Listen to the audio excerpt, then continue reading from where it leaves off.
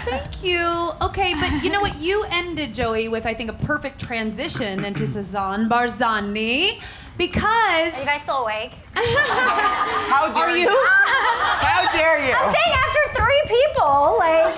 No, you're bringing up the rear girl. You're the grand finale. You were the grand finale, and I think the transition is perfect because you ended on, listen, technology was not your thing. You're learning something new to you, but you, however... You are killing it in the digital world. This is your expertise. You are a blogger, you are a vlogger, you are a YouTuber, you have this business, and you're killing it, and you are a young woman.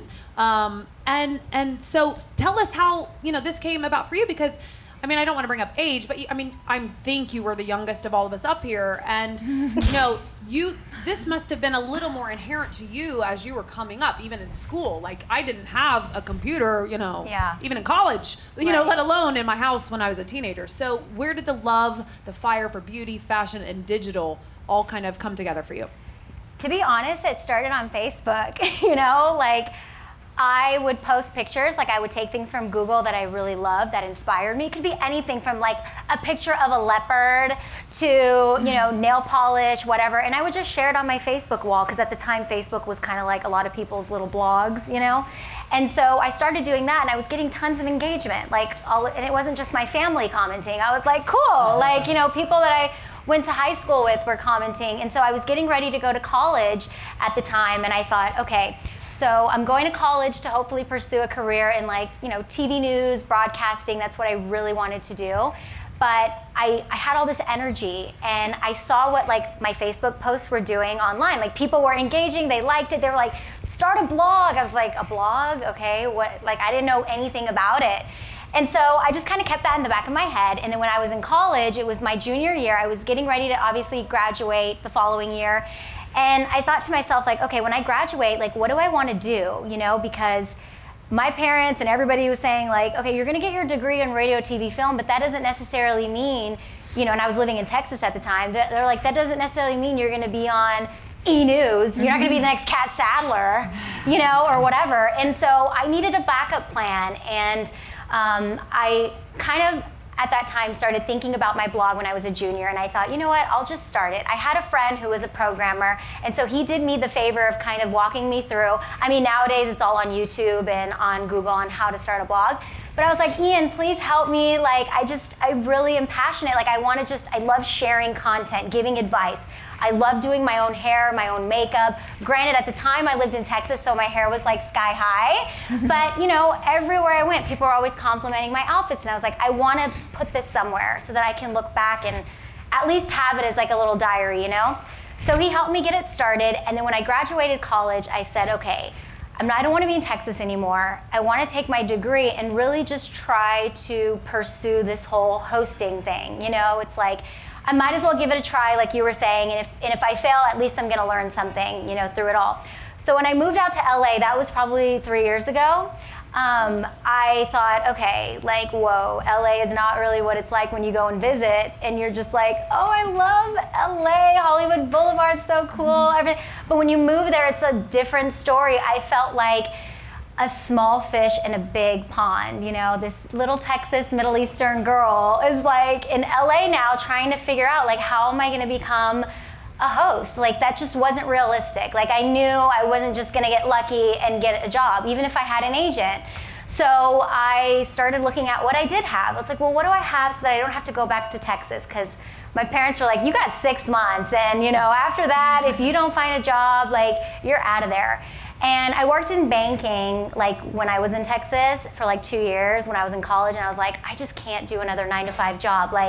And LA is a whole another story, and I was like, I just really want to focus on something and build something, and I didn't know what it was. But then when I looked at what I had on the table, I was like, okay, what do I have going for me? I have that blog that I started, and I would update frequently, but it was just a hobby. It was just something that I enjoyed, something that was fun. But then, I went to Simply Stylist LA, not even joking, Sarah, okay? So I was like, okay, LA is obviously the epicenter for all things, fashion and beauty. So I started Googling, are there communities? Is there fashion groups out here? Can I make friends that are in fashion and beauty that are bloggers? you know, JC was already, I think at the time you were already doing blogging. There was a lot of girls that were already doing it. But for me, I was just kind of figuring out that, you know, this could be something. So I signed up and I came to Simply Stylist LA, and I was sitting out here like you guys are, and I was just so fascinated. First of all, I was like, oh my gosh, it's Catt Sadler.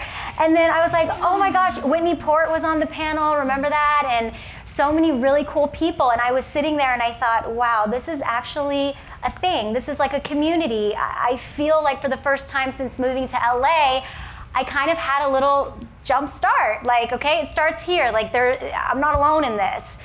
And so when I started making more blogger friends, it started there, and then it just, in LA, you just make more friends. The more you go out, the more events that you get invited to, big or small. And I started learning, like, a lot of girls were working on their blogs full time. And I thought, what? I was like, you're actually getting paid to blog? Like, what? And they're like, yeah. And then I started learning, like, girls are making more than, like, doctors and lawyers. And I was like, whoa, what are you smoking? Give me some of that. And then, you know, and then I just started making more friends in the community. And then at that time is when social media was on the rise. So Instagram really started coming up, and people were really starting to get strategic with their posts and the filters, and it really became a thing. So I think I came in at the perfect time when, like, this new wave of media was coming through, you know, and brands were no longer just working on, like, putting their budgets towards advertisements, billboards. They were starting to see more of a benefit by putting money aside to work with influencers, you know, YouTubers, bloggers, not just celebrity seating and putting an outfit on the celebrity to pay them to wear it. It was like they wanted an organic relationship with girls. And so I started realizing the business side of it. And then I'm just like, when I get into something, I'm like, oh yeah, I'm gonna figure out everything there is to know about this. And it's not like you can Google, I mean, maybe now, but at the time, I couldn't Google how to become a blogger. Like, I wish there was an A, B, C, D for blogging. It's like you have to create your own A, your own B. And I have gone through so many changes with my blog. At the time, when I had it in college, it was called spazmag.com because I'm such a spaz, and I was like, it's cute because it's like S-A-Z, but with the P. And then I realized, like, this is not cute anymore. Like, when I came to LA, I was like introducing myself, hi, I'm with Spaz Magazine, ew. And so I realized, I was like, it's time to change it up. And that killed me because I felt like I was actually starting to post like 5 days a week. I was like, Spaz Mag was really like kind of picking up, and I was like, no, it doesn't feel right. Like, I need to change it. And I decided to rebrand and just call it Sazan. And it took me a long time to decide, like, what do I want to call my blog? And I think it's when I realized, like, what my brand was, it took me a while, because I was like, I want to do fashion, I want to do this, I want to do that. But I think for me specifically, it was like realizing that I still had this passion for being in front of the camera, but not necessarily reading a teleprompter. It was more of like engaging with an audience, even if they're not there. So, you know, and that's so weird. It's like, yeah, I had imaginary friends growing up. So, you know, and that's when YouTube came about for me, and I said, you know what, I want to expand into the YouTube world. And I think with YouTube and the new blog name collectively, I started realizing, like, my personality is my brand. So I can do anything that I want, whether it's traveling or whatever, but I need to put my brand into all of these things, and that's just being me, you know? And it sounds really cliche, but I tried the whole black and white, and like for me, and it works so well for you. I see you and I'm like, that's amazing. But I'm like you, I'm a Libra, and like you would think I'm balanced, but I'm not. I'm like, I'm all over the place. So I think for me, did I turn my mic off? I think so. You probably can't tell because I'm really loud. Oh, can you hear me? Oh, that's so sweet. Can you hear me? Oh my, this is so Libra, brother and sister. Oh, are you gonna pin it on me? Yeah. Oh, he's so sweet. You talk, girl. Can you hear me now? Yeah, you're good. You're back. I You're back. really can't tell because my voice is so loud. Okay. Thank you, love. What was I saying? So you were like, you can't do, you're a Libra, and you're like all the colors of the rainbow. I said, oh, You're not that's like perfect. I'm really all over the place. NoSpaz.com, NoSpaz.com. I'm such a spaz. So yeah, you know, YouTube, and I started that, and it was it was a really cool experience because for me, I started for the first time in my life feeling like, I think this is really it. Like, I can make this into something. So that's kind of how it started. And then on YouTube, it's like you can be your own producer, you can be your own talent, you can be your own editor. And I took those skills in college that I learned because I knew how to edit. And I said, I'm gonna edit my own videos, you know what I mean? And I did all of this actually in hopes of like, well, you know, maybe a network will recognize it. Maybe one day I'll get a red carpet hosting job. And what's crazy is those opportunities have come, you know, like I did red carpet hosting for the SAG Awards recently. And then, you know, I'm now hosting a weekly segment on Access Hollywood. But let me tell you what's crazy is like, now that I'm doing the hosting thing, it's like, I told my husband, I was like, it's so weird because it feels secondary to like blogging and YouTubing, like my digital world. Like I love blogging and I love YouTubing. It's crazy because like I'm doing the hosting thing now, but now I'm like, it feels like I was supposed to be doing the online blogging thing all along. So I kind of had to go through this like little merry-go-round to figure it out. And then, you know, it's cool because I love giving back in a way where I can also teach. I realize that's like a recent thing. It's like if I wasn't doing this, I would love to be a teacher and just kind of teach on the subject because we kind of like know what it's like just from having to self-teach ourselves how to do everything. And so I started my own series, BYOB, which stands for, you know, be your own boss. And it's a whole series on my YouTube channel that's about, you know, how to kind of create your own path, but to have tips, you know, from like a mentor, somebody who's already done it. And I'm somebody who's like, I'm never shy to give advice. Like a lot of people who I've met, you know, it's like they've been the same way towards me and helping me when I, you know, moved out to LA. So when people get excited about it, I'm like, oh my gosh, let me tell you this. Or like, don't waste your time on that platform. You should try this. But you know, to each his own. So it's been a lot of fun. And recently, you know, getting married and everything, I'm starting to realize like fashion and beauty and hair and all that is fun and traveling. But I really love just, you know, sharing more of my life, like the realness behind it, because the more you grow in your following, sometimes people forget like that you're actually normal. Like there's days where, I mean, I don't have makeup, like I let my unibrow grow out, you know, and it's like, people need to know that. And so I love... No, they don't.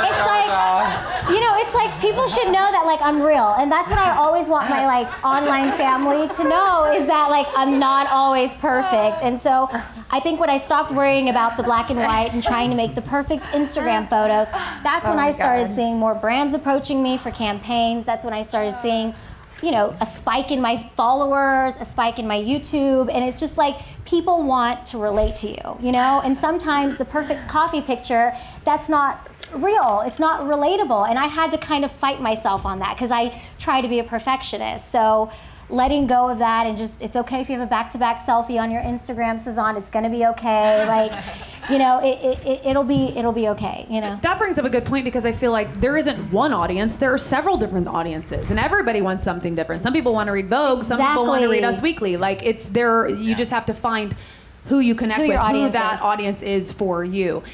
You brought up another point because I know you've worked with a lot of brands and I know bloggers in general are, you know, you guys are approached often by different people, different deals, different posts, everything, you know, has the potential to be paid for. And I remember you and I have had a conversation once upon a time where you just don't take everything that comes your way. And you are very discerning when it comes to who you will collaborate with and what brands will show up on your site or your YouTube or your Instagram or whatever. How do you make those determinations or what advice would you give to people? Because at the end of the day, I'm sure there are a lot of bloggers in this room and it is a hobby, but everybody does want, if they are able to make it become a business. I think the goal is, you know, is obviously you try to have fun with your blog in the beginning and then you're like, okay, I need to pay the bills. Like, let's be real. These gifted items aren't cutting it anymore. You know, it's like my electricity's about to go out. And so for me, I started getting opportunities in the beginning and I did more things in the beginning without thinking about it, even if it wasn't a lot of money. Because for me, I was like, I'm like posting a picture. Like I shouldn't complain. I used to work at a bank where I would work 9 hours and that was probably $150 for the day. Like there's no reason for me to not take this opportunity. So I did a lot of that in the beginning. And then I think after a while, you're still excited to work with brands, but you start to realize like the value of your own brand. And you're no longer in that phase where you're trying to sort of build this press, behind like the brands I've worked, here are the brands that I've worked with, these are the things that I've done. You get to a certain point where you're like, I know who my audience is and I want to cater to that girl or that guy. And sometimes that means, for me, not doing all of those deals. And it really, just from a recent experience, like it really pays off in the long run because there's so many brands out there. Sometimes when you decline one deal, another brand may come and pick you up and you're like, well, thank God, that was a blessing in disguise that I didn't work with the other brand. I had a recent situation where, Stevie and I, my husband, like he really helps me with my emails and stuff now, but we got an email and it was from a huge makeup brand, one that like I like and I don't wear all the time, but I was like, okay, I could make it work, right?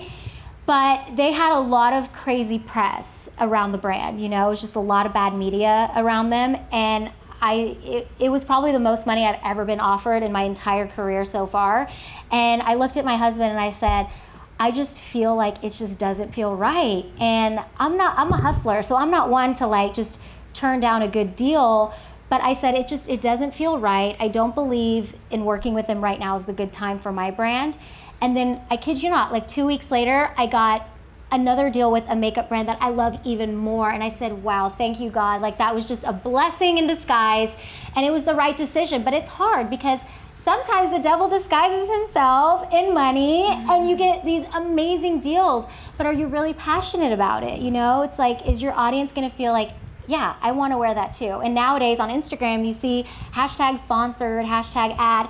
And I don't want that to be the kind of environment I'm creating for my audience. I just want it to be a place where it's fun, it's inspirational, and then organically I can, put in those campaigns when it's organic, because like I said, we have to pay the bills. This is our livelihood. So it's just finding, I think, the right balance. Just lastly, I do want to ask you, you mentioned you studied film, television, what was it? Film? Radio, TV, film. Radio, TV. You're very good on camera. I watched your videos on YouTube and I thought to myself, like, you are a real natural when it comes to videos and being on camera and whatnot. What advice would you give to people who are, interested in the more video offerings in digital and YouTube and whatnot? Because you make it look real easy. And I know by now you probably have a team of people that do the editing, or do you still do your own editing? I still do it. Or you still do your own editing? Me, yeah. Wow, you still do your own editing. Yeah. Okay. I'm picky. I'm like, no, we got to keep this in there or take this out. And every time he edits it, I'm like, no, you got to put that back in there. Get my good side on that shot, whatever. But the advice I give is like, even though I went to college for radio, TV, film, and I took maybe one class on how to stand in front of a camera, like it's so different when you're doing TV versus YouTube world. Because on the internet, people's attention span is like, you know what I mean? They got 5 tabs open on their computer half the time. So you really have to engage your audience within the first 30 seconds. So like I kind of knew that going in, that it was going to be different than the TV world. But I think for me, it was just like a trial and error. If you go back and look at some of my old videos, I was like, oh my gosh. I was just like, hey guys, today I'm gonna do a makeup tutorial. There was like no Sazan energy. And I have that energy, but I just thought I needed to be that way because I saw like a lot of YouTubers I looked up to, they were just very calm and cool. But then when I just started like hitting record and just being myself, like you're talking to your friend, like it really wasn't crazy. Like, it wasn't a bad thing. Like at the end of the day, you can edit it. It's not live, Can't imagine if my YouTube channel was live. Like, whoa. I mean, so I Joey could talk for 24 hours. He could fill a whole day of YouTube. He would have to have like 10 batteries. That's Periscope, right, guys? Periscope. It's coming. And now there's Periscope where, you can be live, and it's just, I say just give it a try. You don't have to be a professional like Catt or like, doing TV segments. Just give it a try, because ever since I went from blogging to now YouTubing, I've been able to connect with my audience in a way that's like super natural. Honestly, it's weird, but like, honestly, it's like they're like my online family, but because when you do video, they feel like they know you more. Like, wow, she can speak English. Like, for the longest time, people thought, like, what does she sound like? And they're like, you kind of have like a Texas little like Southern accent. I'm like, yes, because I'm from Texas. Like, and it's just a really cool feeling. And then when people come up to you, like at the grocery store now, I notice the first thing they say is like, I love your YouTube channel. I'm like, great. I know I'm doing something right. If like they want more of that, I'm gonna do more of it, and it's fun. Do it. So cool. You're so cute. It's It ridiculous. makes me want to do it. Do it. Log on. It's so love, much. Wait a minute. love. So there you go. You know, it's funny you say that because I think the question I get the most from young women and men literally around the world is, what advice would you give somebody who's just starting to break into television or whatnot and or digital whatever, hosting, period? And I'm always like, you guys have it so good, so different from when I started like literally 2 decades ago. I would have to go hire like a cameraman from a local TV station, lots of money. I'd get like 1 little hour with him. I put it on tape and then I wouldn't see it for like 2 weeks and then he'd have to edit. Oh my gosh. It was such a process. I'm like, you guys have it in your hand right now. Create your Yeah. channel, create your brand. You're in charge. So I see what you mean when you're like, now that's kind of secondary because you have the freedom Yeah. to answer to yourself. And the one thing I've heard from all of you today is like, be yourself, be yourself. It's like being your most authentic self, first-rate version of yourself, not a second-rate version of somebody else. Like that's all that we can be. That's who we are. And it has served all of you so very well because you're dynamite. Hey guys, thanks for watching and so glad that you're here.